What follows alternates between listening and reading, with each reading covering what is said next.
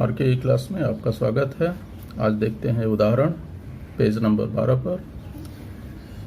पहला उदाहरण है एक 3 किलोग्राम द्रव्यमान का लोहे का गोला 125 मीटर ऊंचाई से नीचे गिरा। जी का मान 10 मीटर प्रति सेकंड मानकर नीचे दी गई राशियों के मान ज्ञात कीजिए। तो यहाँ पर पहला है इसका जमीन तक आने में लगने वाली समयावधि। दूसरा ज्ञात करना है जमीन तक पहुंचते समय उसका वेग और आधे समय में उसकी ऊंचाई। तो इसके लिए देखिए क्या क्या हमको जानकारी मालूम है वो हम लिख लेते हैं। तो सबसे पहले प्रश्नानुसार क्या मालूम है, एक 3 केजी द्रव्यमान का, यानी हमको यम मालूम है, यम बराबर 3 केजी। और दूसरा क्या मालूम है, ऊंचाई यानी उसकी डिस्प्लेसमेंट, विस्थापन या एच जो भी कहो, 125 मीटर। जी का मान मालूम है 10 मीटर प्रति सेकंड स्क्वायर। और बाकी ये 3 क्वेश्चन है इसमें, ये सब ज्ञात करना है। ऊंचाई से गिराया जा रहा है यानी उसका प्रारंभिक वेग कितना होगा, 0 मीटर प्रति सेकंड। और त्वरण अपने को मालूम ही है, नीचे की तरफ आ रहा है इसलिए पॉजिटिव ही लगेगा। अगर ये अप जाता होता तो उसको निगेटिव कर देते। अब इसको ज्ञात करने के लिए हमको न्यूटन के समीकरण जो हैं उस पर ध्यान देना पड़ेगा। तो सबको याद होना चाहिए उनके तीनों समीकरण क्या क्या हैं। एक तो पहला है v = u + at। दूसरा समीकरण है ut + हाफ at²। और तीसरा समीकरण है v² = u² + 2as। ये सबको याद रहना चाहिए। अब इसमें से देखेंगे कौन सा नियम इसमें लगता है। पहला ज्ञात क्या करना है, अब अ में हमको ज्ञात करना है कि जमीन तक लगने वाली समयावधि t ज्ञात करना है। अब t देखिए कौन कौन से फार्मूले से मिल सकता है। यहाँ पर इसमें भी t है, इसमें भी है, इससे मिल सकता है, इससे मिल सकता है। अब क्या क्या जानकारी है, इसको जानकारी के लिए, इससे t ज्ञात करने के लिए हमको अन्य क्या क्या मालूम होना चाहिए। a मालूम होना चाहिए अर्थात g, u मालूम होना चाहिए और v। तो u मालूम है, a मालूम है, त्वरण मतलब यहाँ पर इसको a भी लिख सकते हो, a = g। तो v हमको नहीं मालूम है इसलिए फार्मूला नहीं लगेगा। दूसरा अगर देखते हैं तो इसमें t के अलावा कौन कौन से हैं, a है, u है और s है। ये सभी हमको मालूम है, ये मालूम है, u मालूम है, s मालूम है। यानी कौन सा नियम लगाएंगे, दूसरा। तो न्यूटन के दूसरे समीकरण के अनुसार, न्यूटन के दूसरे समीकरण से क्या है दूसरा समीकरण, s बराबर ut + हाफ at²। इसमें मान रख दीजिए क्या क्या मालूम है। यहाँ पर मालूम है 125, u कितना है 0, गुणे t नहीं मालूम है, प्लस 1/2 गुणे a बराबर है g यानी 10 गुणे t²। ठीक है, तब क्या हो गया यहाँ पर, इसलिए 125 0 + 5t²।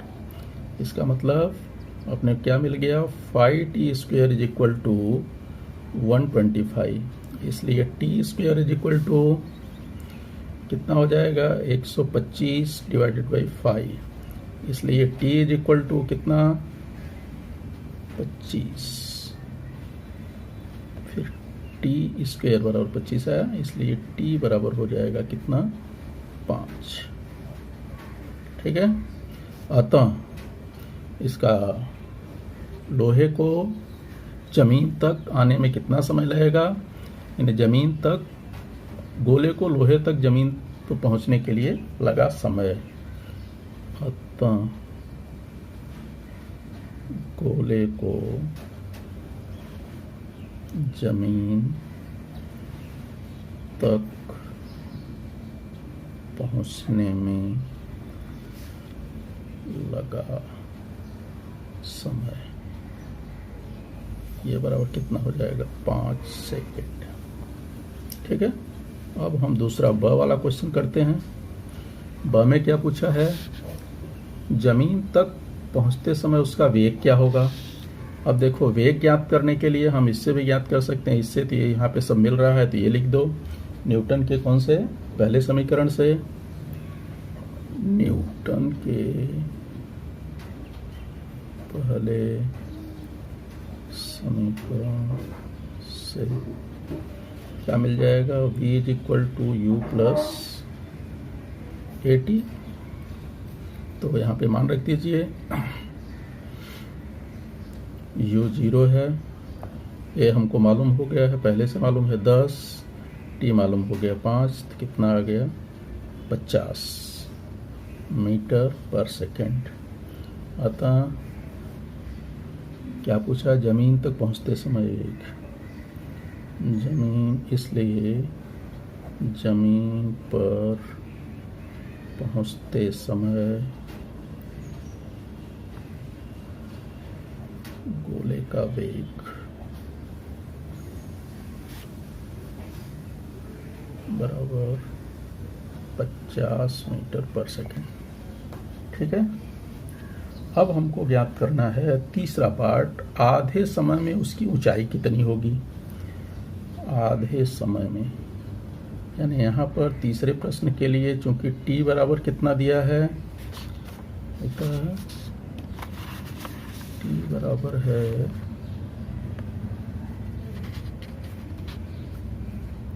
आधा समय। आधा समय मतलब कितना हो जाएगा 5/2। इसका मतलब कितना हो जाएगा 0.25, या 5/2 ही रहने दो, 5/2 सेकेंड। ठीक है, अब आधे समय में उसकी पूछ रहा है ऊंचाई, तो मान लेते हैं ये यहाँ पर जमीन है और यहाँ पर है गोला। ठीक है, तो यहाँ से जब ये छोड़ा जा रहा है तो आधे समय में ये गोला कहाँ पहुँचेगा, मान लो ये यहाँ पहुँचा। ठीक है, तो ये ऊंचाई ज्ञात कर लेंगे, टोटल ऊंचाई, ये ऊंचाई हम समझो ज्ञात करेंगे, ये ऊंचाई कितनी हुई वो ज्ञात करेंगे, जबकि हमको पूरी ऊंचाई मालूम है कितना, ये 125 मीटर है। इसकी पूरी ऊंचाई कितनी है 125। अगर ये दूरी हमको मालूम हो जाए तो हम टोटल में से घटा देंगे तो गोला कितनी ऊंचाई पर रह गया वो पता चल जाएगा। तो इसके लिए हम क्या ज्ञात करेंगे कि उसका कितना नीचे आया, यानी कौन सा नियम उपयोग करेंगे, दूसरा वाला, यस, न्यूटन के नियमानुसार। तो क्या मिल जाएगा, चूंकि S बराबर U T plus half A T square, ये सूत्र है न्यूटन का, दूसरा नियम पहले लिख चुके हैं। तो यहाँ पर यस हमको ज्ञात करना है, u क्या है 0, u तो शुरू से आ रहा है, तो ये हो जाएगा 0 गुणे टी। टी अभी जो है आधा समय हमने निकाला, कितना 5/2 गुणे 1/2 गुणे 10, और यहाँ पे हो जाएगा 5/2 का स्क्वायर। ठीक है, अब ये कितना बन जाएगा, इसलिए S बराबर कितना, ये पूरा क्वांटिटी हो गया 0 प्लस इसको 2 से काट देंगे यहाँ पर, तो ये हो जाएगा 2 × 10, यहाँ कितना बचा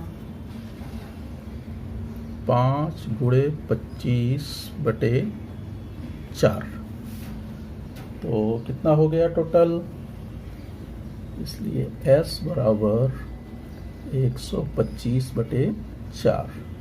तो यही बराबर कितना हो जाएगा, 4 से भाग दे दो, 4 × 12, 4 × 1 = 4, कितना बचा 1, 4 × 2 = 8, 4 × 5 = 20, इतना मीटर हो गया। ठीक है, ये ऊपर से गोले की ऊंचाई आई, यानी ये ऊंचाई जो यहाँ पर थी ये आ गई 31.25 मीटर। ठीक है, तो अब ये दूरी ज्ञात करना है अपने को, सॉरी यहाँ पर प्लस होगा,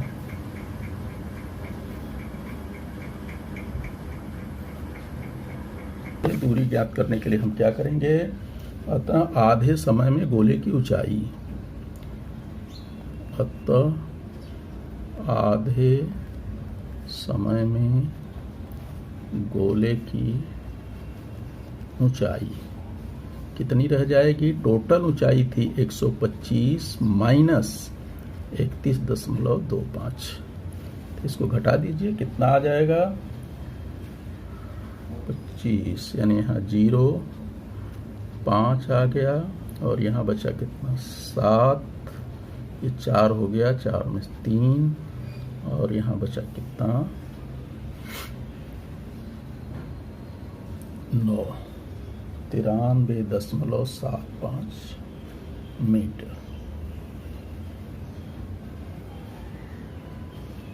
ठीक है, अब देखते हैं अगले सवाल की तरफ।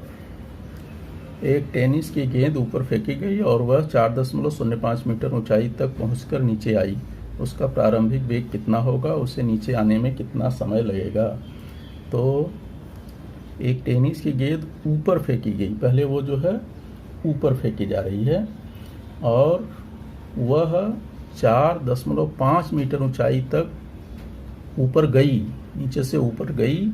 उसका प्रारंभिक वेग u पूछ रहा है, ऊपर जाने के बाद उसका वेग कितना हो जाएगा। ऊपर जाने के बाद वो लौट रही है, इसका मतलब उसका अंतिम वेग v बराबर कितना हो जाएगा 0। ठीक है, और वो कितनी ऊंचाई तक गई, यानी उसका डिस्प्लेसमेंट या विस्थापन हमको मालूम पड़ गया कितना 4.05 मीटर। ये हो गया मीटर पर सेकेंड और ये है मीटर। और इसके बाद उसका प्रारंभिक वेग पूछ रहा है, जबकि g का मान जो है दिया हुआ है। g का मान कितना है, a बराबर यहाँ पर -g हो जाएगा क्योंकि ये वर्टिकली ऊपर जा रहा है, तो यहाँ माइनस होगा, तो यहाँ पर -10 मीटर पर सेकंड स्क्वायर और u हमको ज्ञात करना है। ठीक है, तो अब आ जाते हैं फार्मूले में।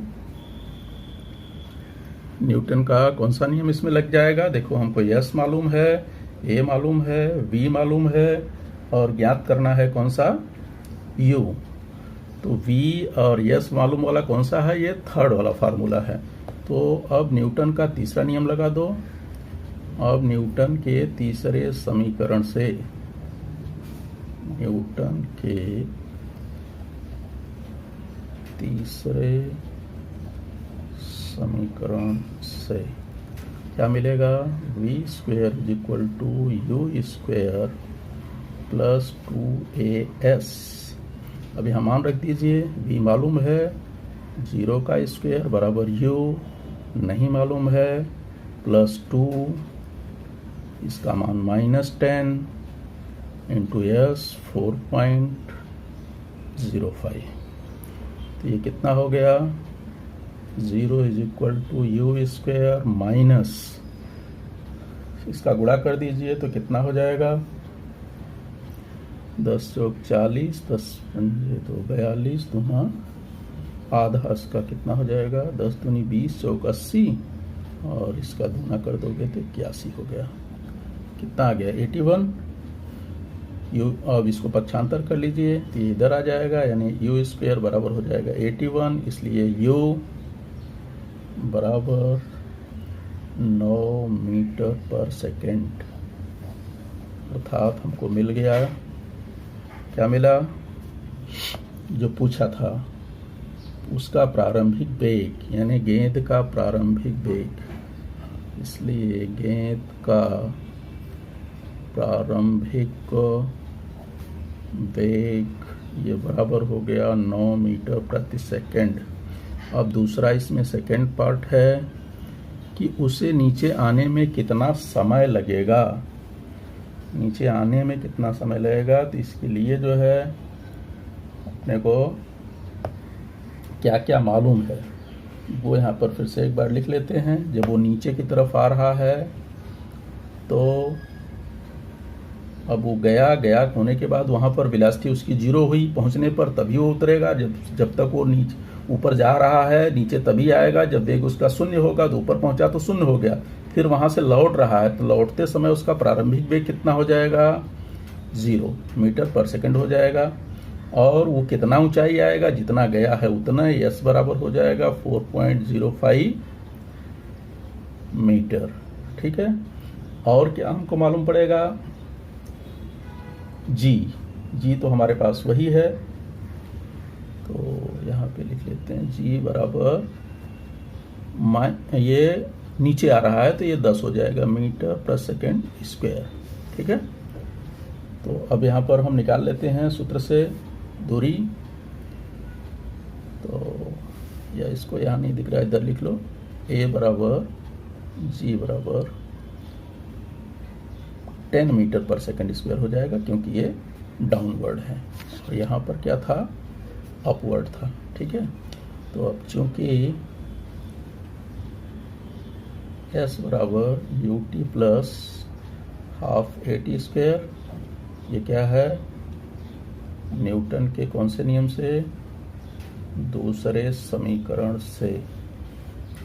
ठीक है, तो मान पुटअप कर दीजिए, यहाँ पर मान मालूम है, किसका किसका मान मालूम है, एस का मालूम है 4.05 is equal to u 0 into t का मान नहीं मालूम है, टी ज्ञात करना है, plus half into 10 into t square, तो इसलिए बन गया 4.05 इज इक्वल टू, ये 2 से कट जाएगा, कितना हो जाएगा 5 यहाँ, तो ये भी total quantity 0 plus 5t square, ये 0 कोई बात नहीं है, यानी ये बचेगा, अपने को t निकालेंगे, टी स्क्वायर बराबर 4.05 अपॉन 5। ठीक है, भाग दे दो तो ये बन जाएगा, बाहर जाएगा नहीं, 0.5 इतना क्या आ गया, टी स्क्वायर, इसलिए टी बराबर उसका वर्गमूल ले लेंगे, चाहे तो 100 से ऊपर नीचे गुणा कर सकते हो, या 81 का वर्गमूल होता है कितना, 9, और चूंकि 2 अंक पे दशमलव है तो वर्गमूल पे कितना अंक पे लग जाएगा, 1 अंक पर, इतना आ गया सेकेंड। ठीक है, ये टी का मान आया। अतः गेंद को नीचे आने में लगा समय, तो ये हो गया 0.9 सेकेंड। ठीक है, और गेंद को लगने वाला कुल समय, इसलिए गेंद को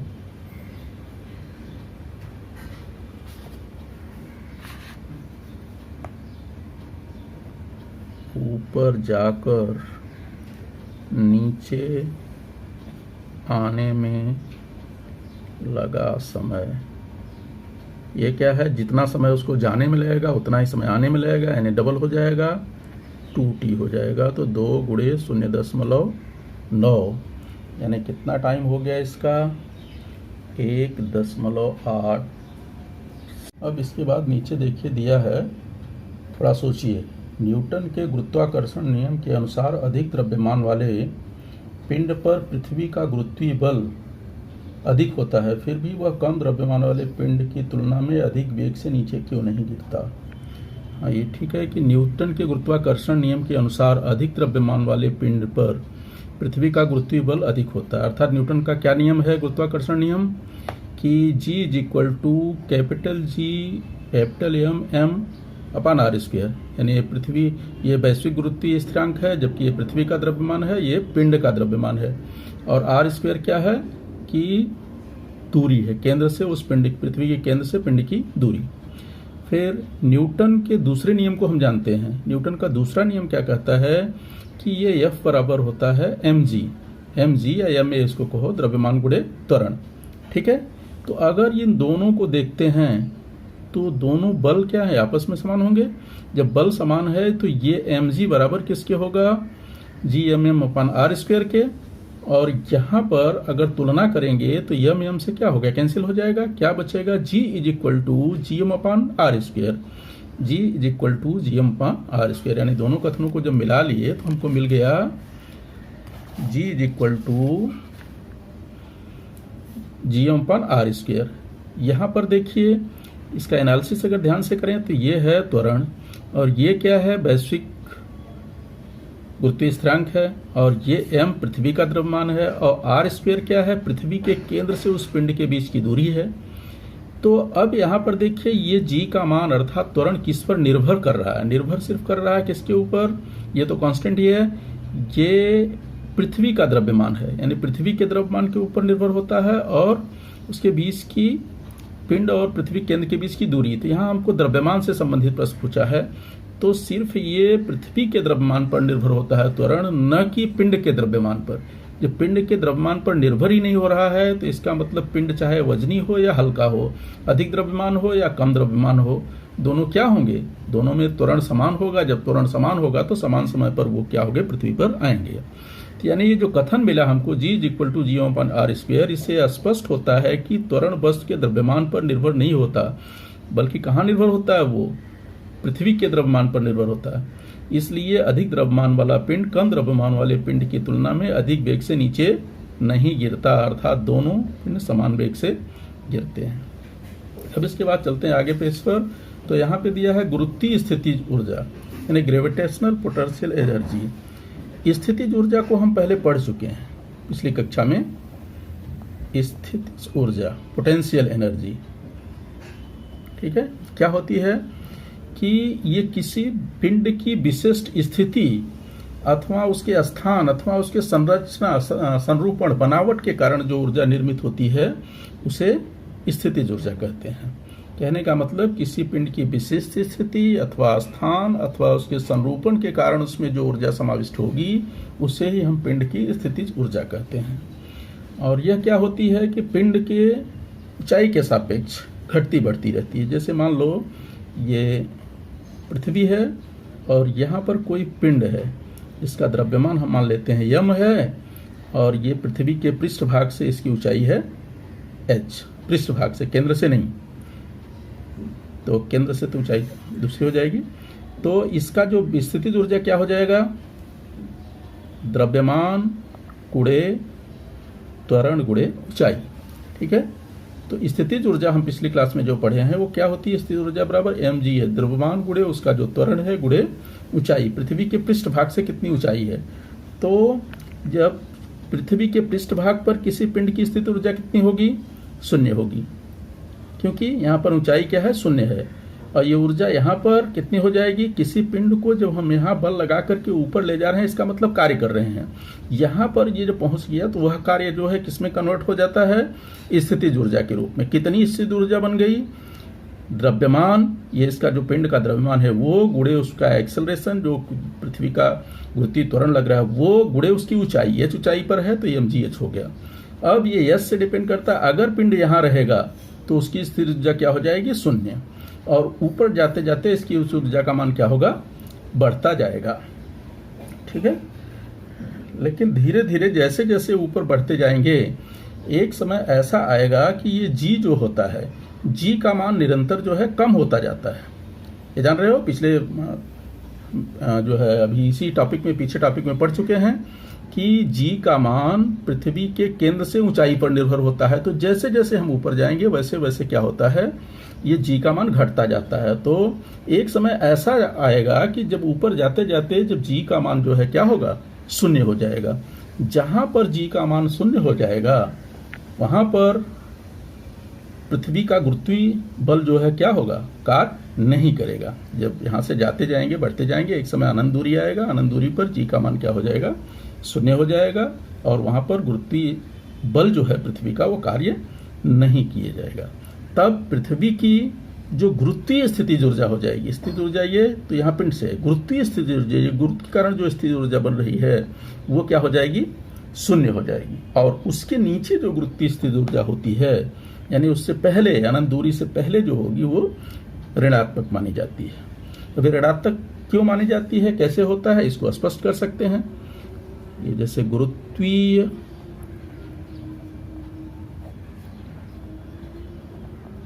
स्थितिज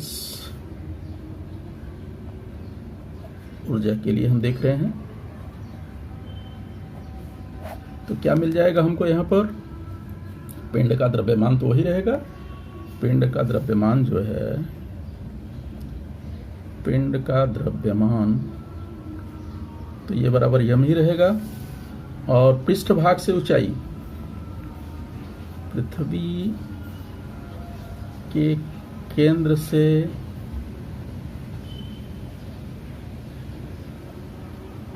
पिंड की ऊंचाई, ये बराबर कितना है, h है।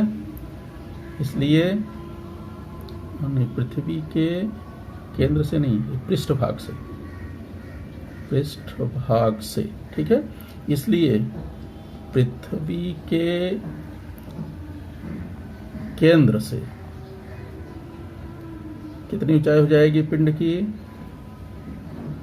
पिंड की ऊंचाई, पृथ्वी के केंद्र से पिंड की ऊंचाई जो हो जाएगी, ये हो जाएगी r प्लस एच।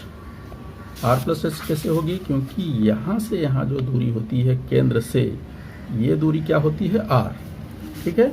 तो टोटल दूरी यहाँ से यहाँ तक हो गई r प्लस एच, ठीक है। और g तथा त्वरण कितना हो जाएगा, त्वरण बराबर a, और यही बराबर क्या हो जाएगा, अपवर्ड जा रहा है तो हो जाएगा माइनस जी। और माइनस जी का मान हम जानते हैं, ये क्या होता है, माइनस जी एम अपान दूरी का वर्ग। दूरी कितनी है, r प्लस एच, तो r प्लस एच का होल स्क्वायर, ठीक है। इसलिए गुरुत्वीय स्थितिज ऊर्जा कितनी हो जाएगी, इसलिए पृथ्वी की गुरुत्वीय स्थितिज ऊर्जा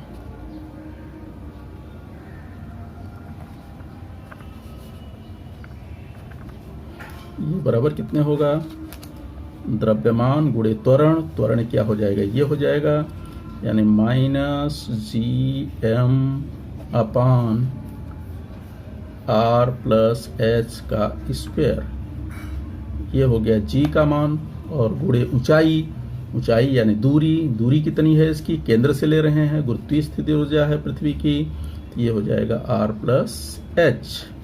अब इसको सिंप्लीफाई करोगे तो क्या मिलेगा, माइनस इधर आ गया, ये आ गया कितना, जी एम, और ये एम इधर है तो ये हो जाएगा कैपिटल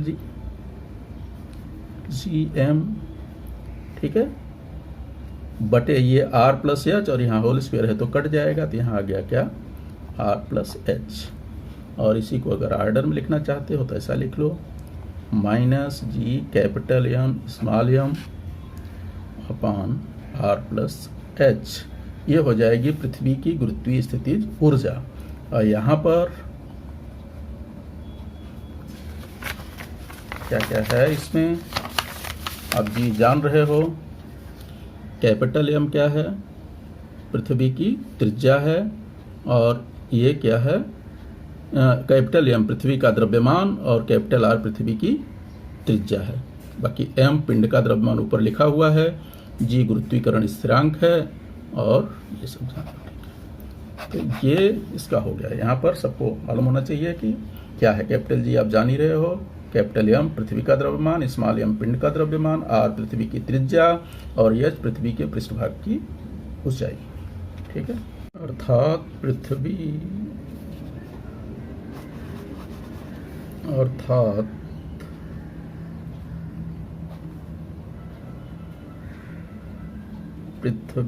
के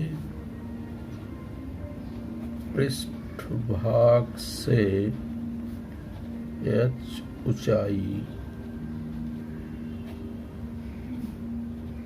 पर पिंड की गुरुत्वीय स्थितिज ऊर्जा